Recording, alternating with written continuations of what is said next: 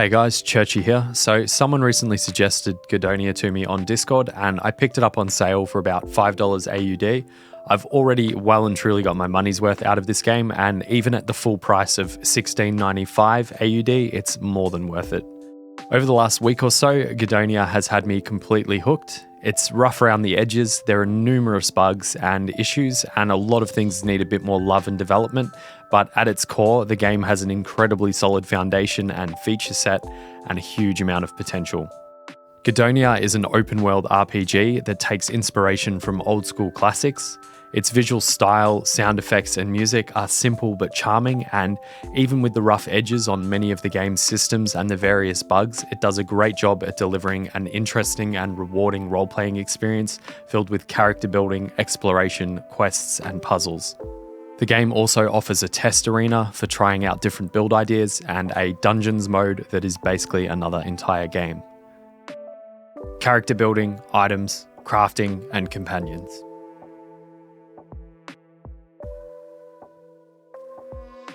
There are a lot of character building and progression options. During character creation, you'll choose from a few basic appearance options and then assign your attributes. Assigning attributes during character creation makes you consider your options carefully.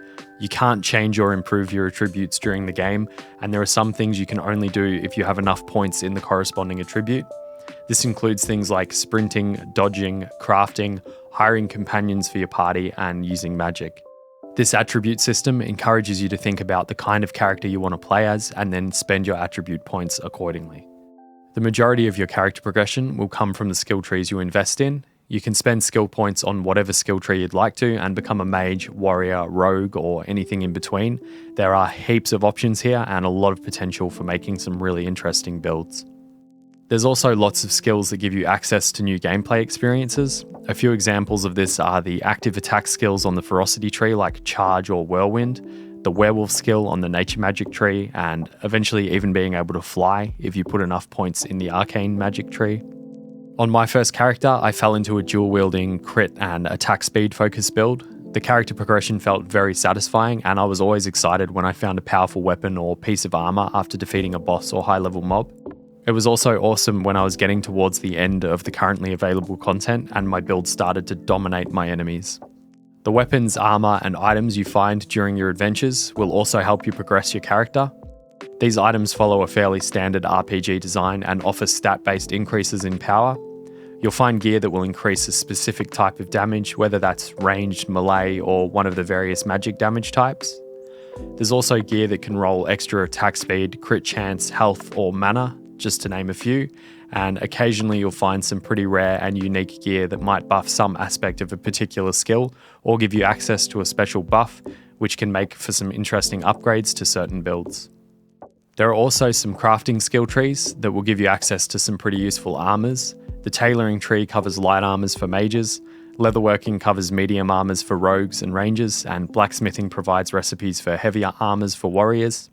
Blacksmithing also allows you to upgrade your weapons with hardening. You can then further enhance them by using the enchanting tree to place useful enchantments on them and the alchemy tree to apply a deadly poison. Alchemy also gives you access to some useful potion recipes, and the cooking tree gives you lots of useful health regen recipes, as well as the ability to mix your own food combinations to create your own food dishes with the buffs you want. To use the different crafting stations, you need to have some points in the corresponding skill tree and the tool required to use the particular crafting station you're trying to activate. If you've got the charisma, then you can also hire companions to come with you on your adventures. Companions have access to active and passive skills, which you can unlock by spending their skill points. To get them more skill points, you can gift specific items to the different companions to make them like you more. This will move a progress bar that represents how fond they are of the player. At each new relationship tier, they unlock an additional skill point.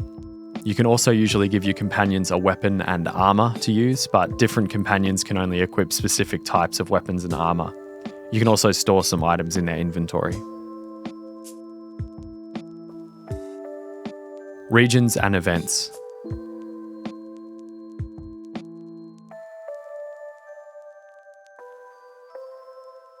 Exploring the regions of Gedonia in search of dungeons, quests, and bosses is usually a pretty good time, and it's easy to fall into a pattern of killing a few mobs and gathering a few resources as you make your way from one location to the next.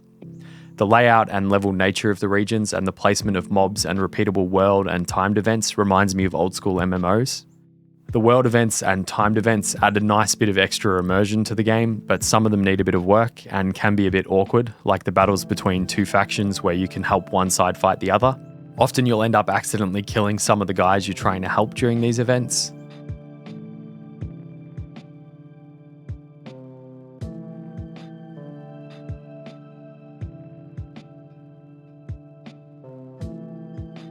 The other type of world event you see is usually more job focused, like gather wood or mine ore. I'd love to see some more of these job style events spread through the game, maybe even things like serving drinks at the tavern or patrolling as a city guard. The timed events are basically fun little mini games like running over rabbits with a ball or doing a rooftop jumping race, and I'd love to see more of these events in the game. I can see things like fist-fighting rings in the towns and cities, maybe an archery range, and I think channeling some inspiration from games like Fable for the world and timed events could help step the current system up a notch in terms of quality and immersion. Factions and story.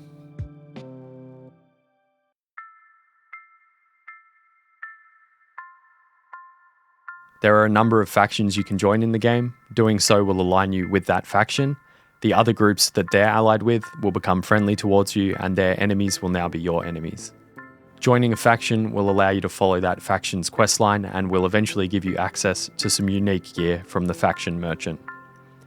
At the moment, the faction quests are very basic and mainly serve to introduce the different groups you can join in the game.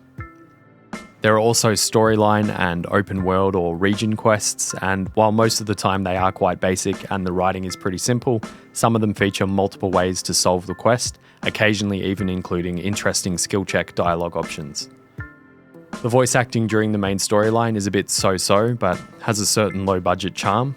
Overall, I think that a lot of the quests are maybe a bit too basic or could do with a bit more depth, narrative and character development. The writing isn't necessarily bad, it's just very plain, and the tasks you're given are often just travel somewhere and kill something or collect something. I think the game would benefit greatly from deeper, more fleshed out quests, quest lines and characters, but my issue here is with the writing.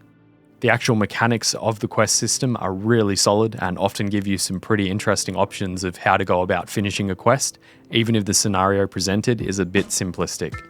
Having these options felt great from a role-playing perspective, and with some more fully realised quest lines and deeper character development during the stories being told, this system would have a chance to shine. Mysteries, puzzles, and jumping challenges.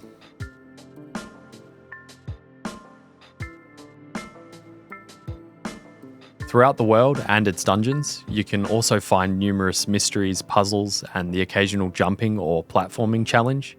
The mystery puzzles and riddles vary in complexity and usually get you thinking a little bit. It's a nice break from the combat gameplay, and I'm still trying to solve some of them. The unique mechanics that are introduced with some of the other puzzles are interesting and fun and add an extra layer of brain games to some of the dungeons, which makes them really memorable to explore. The Cave of Ice and Fire and the Ancient Ruins both instantly come to mind.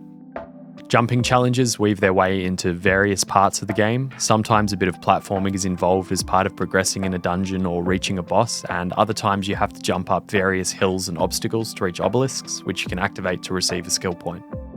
I think the mysteries, puzzles, and platforming mechanics are a really interesting part of the game and do a lot to immerse the player in the world.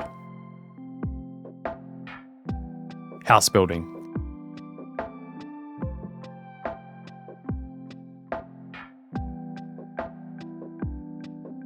If you want a break from your adventures and you're looking for a place to rest your head, then you can head to the city of Ertoron in the Endless Fields region, and just outside the city gates you'll be able to find a plot of land that you can buy and then build a house on.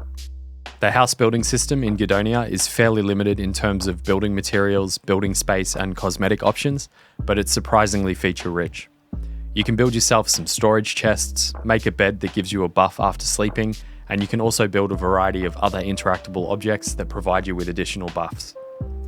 Outside in your yard, you can build a crafting spot with all of the crafting benches and then construct various pens and plots that allow you to grow foods and produce other crafting materials over time. You can choose from a few different options when you select what resources you'd like to produce, and these farmable plots of land are a great way to add to your supply of crafting materials and gather specific ingredients that you might need. Sometimes it's a bit of a pain getting a wall to snap to the right spot while you're trying to build your house, and the interface feels a bit clunky at times. I often found myself accidentally placing an item or clearing an item unintentionally. I also think that a lot of the useful and functional house building elements like the crafting stations and material farming plots are extremely cheap to acquire and could do with being a bit more expensive to help with game balance. Overall, I'm quite impressed with what the house building aspect of the game offers, and I think once the rough edges are smoothed, it'll be a lot of fun making a home to match the type of character I'm playing, and the more building options that are added, the better that type of role playing will become. Testing Arena.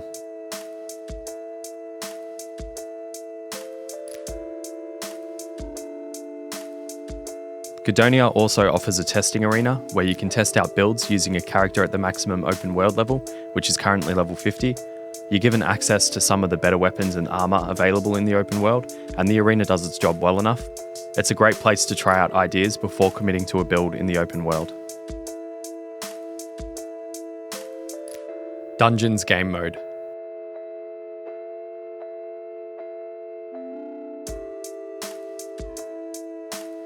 Gedonia also features a dungeon mode, which is basically another entire game. It's pretty rough in places and has its fair share of bugs and issues, but it creates a dungeon crawling loop that can be an extremely fun and novel way to build up a character, enjoy some crazy loot, and make use of the blessing mechanics present in the game mode to buff your character to new heights of insane power. Doing a dungeon campaign run with a well-equipped, high-level character who has a lot of active blessings reminds me a lot of the delightful chaos in games like Risk of Rain 2. Dungeon mode sees you fighting your way across regions on the campaign map to reach a boss arena. There are usually 6 regions and often a dungeon on each, with some of those dungeons being multi-level maps. You choose your path across the regions and normally have to complete at least 3 levels to reach the boss. When you highlight a region, sometimes in the information panel, you'll see that the region has a pressure mission or information mission available.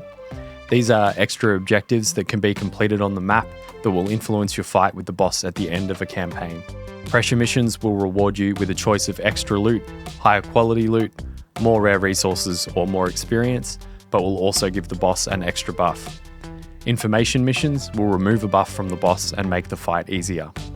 You'll also sometimes notice that different regions have other unique mechanics applied to the map. These extra effects vary a lot. Sometimes it'll be enemies have more attack speed but you get more loot, or it might be enemies have a chance to explode 5 seconds after death. One time I even got chased around the map by the Grim Reaper.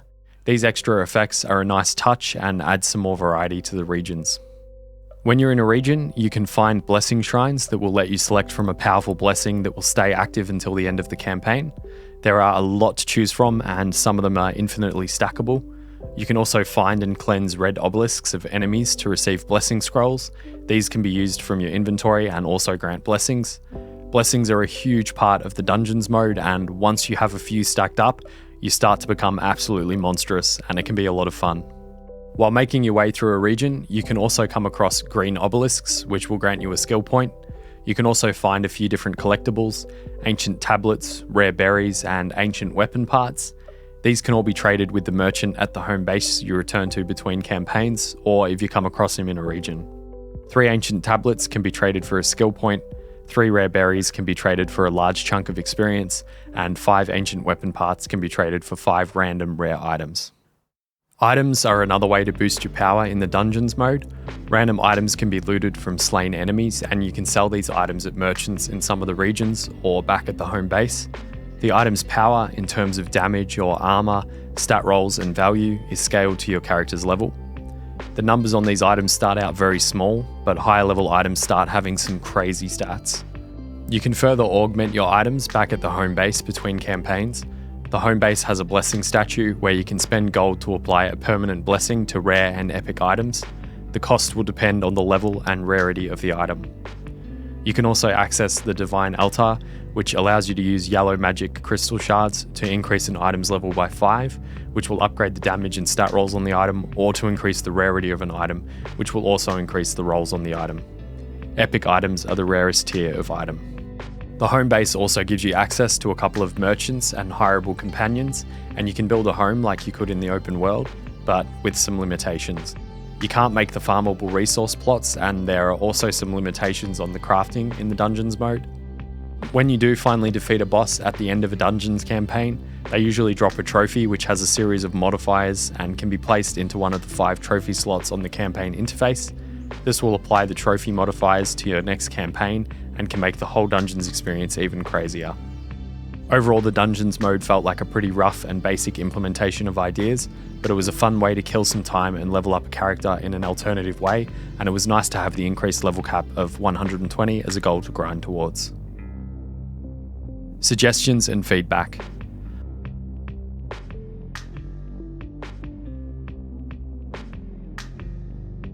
I've had a lot of fun playing Gedonia, and in each part of this review I've tried to give some feedback and suggestions, but there are some issues I have with Gedonia that apply to the entire game, so I'll talk about them in this section. I think Gedonia is a very ambitious game. It tries to do a lot and has lots of different systems and mechanics, and it does a good job of establishing a really nice foundation for each system, but I think as part of trying to do so much, there's been a lot of room for clunkiness and bugs to creep in and then create a lot of rough edges across the majority of systems in the game. This can very quickly start to negatively impact the gameplay experience, and because it often feels like you're encountering bugs and issues every step of the way, you can very quickly be pulled out of the game and start focusing more on the problems you're experiencing. While I was playing, there were numerous times where I couldn't loot something, or interacting with something was awkward, or even trying to buy or sell from a merchant was an issue because some item in my inventory was already selected without me realizing. There were a large number of minor problems like this that added up over time and started to take away from the gameplay. My advice to the developer on this point would be to set aside some time on your development roadmap to devote purely to bug testing and reviewing every system in the game so that you can fix as many bugs as possible, remove any clunkiness you encounter, and make any changes that will help remove rough edges and make the gameplay smoother. There are also a few balancing issues with some items and skills being a bit overpowered or underwhelming, but most of the balancing issues should be relatively easy to fix down the line, so I'm not too concerned about that. The biggest issue I have with Gedonia at the moment is the combat. It's very easy, simplistic, and quite buggy at times. Most times in a fight, I either found that I was absolutely dominating or I'd randomly get killed in one hit. A lot of the enemies' attack animations felt choppy or super fast at times, and in many cases nearly completely lacked any telegraphing. This made it very difficult to react in any meaningful way to what the enemy was doing, and made the combat start to feel clunky and more like a skillless stats check. It got pretty frustrating sometimes. This was exacerbated by the extremely unresponsive and inconsistent AI. Enemies would often get confused and stop attacking me, or just not attack at all to begin with. There were other times where a fight would start out alright, but midway through the AI would seemingly stop functioning or start taking so long between making decisions that enemies would stand idle or follow me but barely attack. Because combat is such a core part of Gedonia, these issues really started to hurt my overall experience of the game, especially during some of the boss fights, which seemed to have really cool mechanics that were hampered by these AI issues. There were a lot of times that the poor AI made me lose engagement and detracted from my immersion in the game world. Thankfully, a combat overhaul is what the developer is currently working on, and I'm very excited to see what changes they make. I think combat is the area Gedonia is currently lacking in the most, and the game would benefit immensely from smoother and properly triggering combat animations with telegraphed motion before damage occurs, and even more important than that, the game would benefit immeasurably from an improved AI system to help enemies become more consistent, responsive, and challenging. I think these changes would make the combat much more engaging and would be a huge benefit to the game. Gedonia has great potential.